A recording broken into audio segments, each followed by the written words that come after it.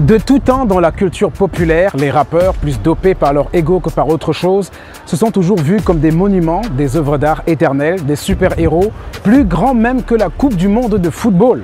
À grand renfort de clips captivants, du bling, des voitures rutilantes, des bijoux clinquants, des formes charmantes, mais aussi du texte saisissant, parfois engagé et de plus en plus divertissant, le hip-hop s'est imposé au fil des ans comme la musique populaire numéro 1 dans le monde entier. Mais quelle est la vraie utilité de cet opium populaire consommé par la planète entière? À quoi sert réellement le rap?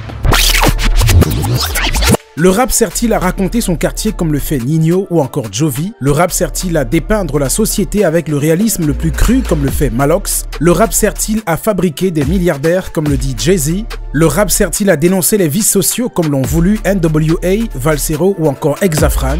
Dans le contexte actuel, le rap, musique par excellence d'expression de son ego, peut être un motivateur extraordinaire pour les joueurs à la Coupe du Monde. You have to be true to yourself, man, you know. If you need something, if you want to do something, let nobody stop you. Just go get it, just go and do it. And life goes on. Pour Dakeji Boy, révélé il y a un an avec son EP Le Nouveau et notamment le titre Il me faut du nouveau, le rap est un outil avec lequel on peut changer le monde. It can be a very dangerous tool as it can be a very useful tool depending on who handles it, you know. So to me, rap, man, I just have to not necessarily talk about nude pictures and females all the time, even though I experience such things, I ought to put them in my music. But most often, je dois leur dire que gars, ne dormez pas à la fiole, ne restez pas, gars, ne calez pas poster comme une statue de pierre. It's all about motivating them and pushing them to hustle by any means and just chasing your dreams. So that's just all about my music, man. It's not too complicated. Ce 20 novembre, dans l'euphorie du début de la Coupe du Monde, il s'est lancé un match important, sortir son nouveau projet, Hype Yourself and Live Your Life Exclusively, un double EP. Hype yourself first, man. You have to cut off every negative energy around you. First of all, think about yourself before thinking about others.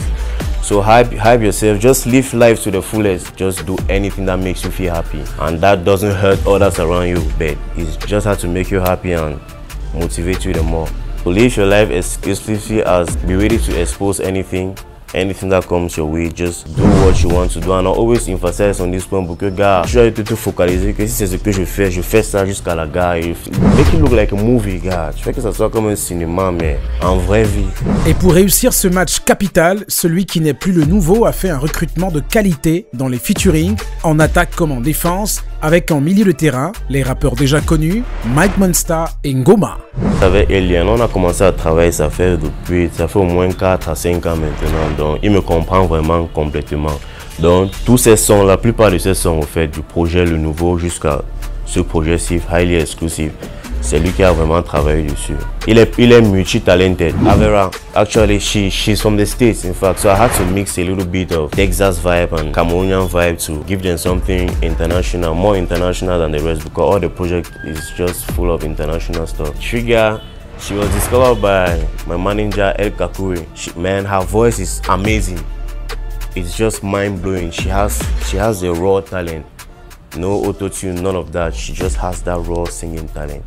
So I give a shout out to King Guns. Il a mis beaucoup de travail dans ce projet et d'autres projets dont je ne peux que l'encourager. On a travaillé ensemble, c'était la magie. Mandik has that vibe, that Southwest vibe. She's also from the quarter, like Mike Monsta. It was amazing when we sat down and discussed and the project just came up. Greatness, it's all about greatness. Yeah, my style has always been there, like when we're going to shoot, he's around assisting and stuff like that. And he has been in the game for a while too. So I heard one of his songs and we linked up one day at the studio and the beat was playing, he dropped on it and that was it. I accompanied him and he became that banger.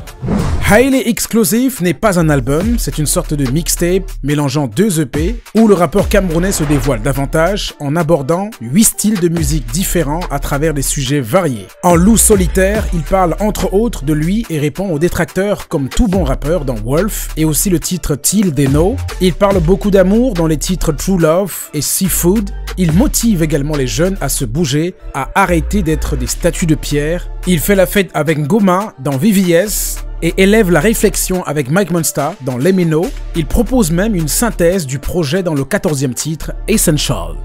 À l'écoute de ce projet désormais disponible partout et que je recommande fortement, on retrouve la vraie mentalité des Camerounais qui va faire bouger la planète durant cette Coupe du Monde de football. Par exemple, il n'y a que quelques centaines de compatriotes qui sont allés au Qatar, mais tellement ils se hype qu'on croirait qu'ils sont des millions. Plus fiers que les Camerounais à cette Coupe du Monde, il n'y en aura pas. Surtout que le président de la FECAFOOT, Samuel Eto'o, a dit qu'on doit rentrer avec le trophée. Espérons que les résultats seront à la hauteur de la hype.